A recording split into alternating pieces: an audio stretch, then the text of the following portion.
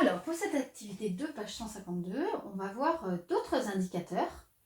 Pour l'instant, lorsqu'on a une série statistique, on a juste appris à calculer la moyenne de cette série. Mais ce n'est pas le seul indicateur quand on regarde une série statistique. On va le voir dans l'exemple de ces deux élèves, par exemple, Esteban et Lucas, qui ont chacun 5 notes en mathématiques. Puis on commence par vous demander leur moyenne. Ils ont chacun calculé leur moyenne.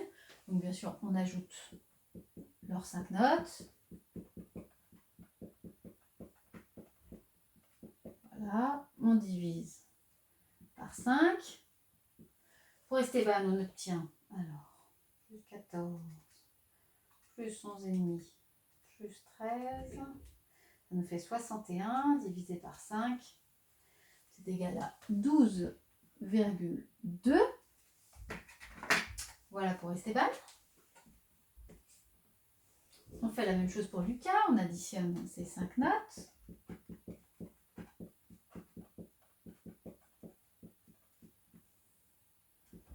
On divise par 5. Donc,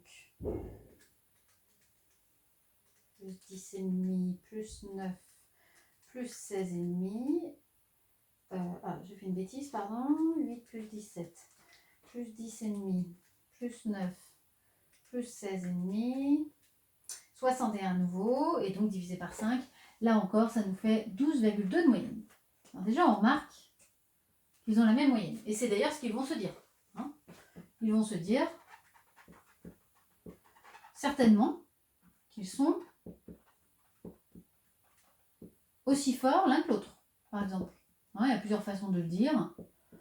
Soit qu'ils sont aussi forts l'un que l'autre, soit juste dire qu'ils ont la même moyenne. Vous pouvez le dire de plusieurs façons différentes. Ils ont la même moyenne. Voilà, j'abrège. J'ai un petit tableau, donc je ne vais pas en écrire plus.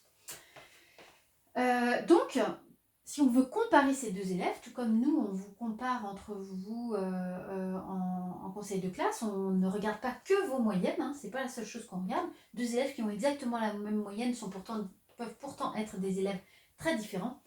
Et on peut regarder mathématiquement d'autres indicateurs.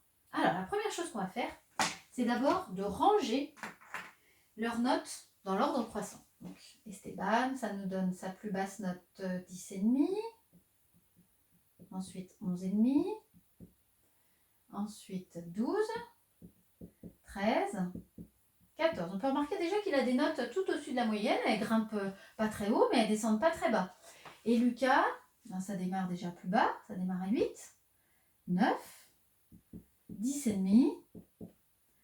16,5. Et 17. Alors Lucas, il est descendu en dessous de la moyenne et par contre il a grimpé bien plus haut. Donc lui, on dirait qu'il a des notes plutôt irrégulières. Esteban, elle reste assez centrée, ses notes. Alors le premier indicateur qu'on observe, rien qu'après mes commentaires là, c'est ce qu'on appelle l'étendue, c'est-à-dire la différence entre la note la plus élevée et la note la plus basse. C'est ça l'étendue d'une série statistique. C'est faire la différence entre la plus élevée des notes, le max, et la plus basse des notes, le min. 14, moins 10,5, min comme minimum, max comme maximum. Donc, l'étendue de la série de notes d'Esteban, ça nous donne 3,5. L'étendue de la série de notes de Lucas, la note max, c'est 17, la note min, c'est 8.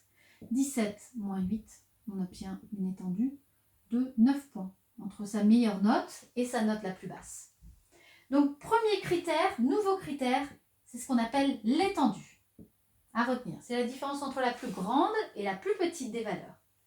Deuxième critère, c'est la médiane. Alors, pour la médiane, je rappelle que la première chose qu'on a fait ici, pour l'étendue et la médiane, c'est ranger les nombres dans l'ordre croissant. C'est très très important ça. Il ne faut pas oublier de le faire.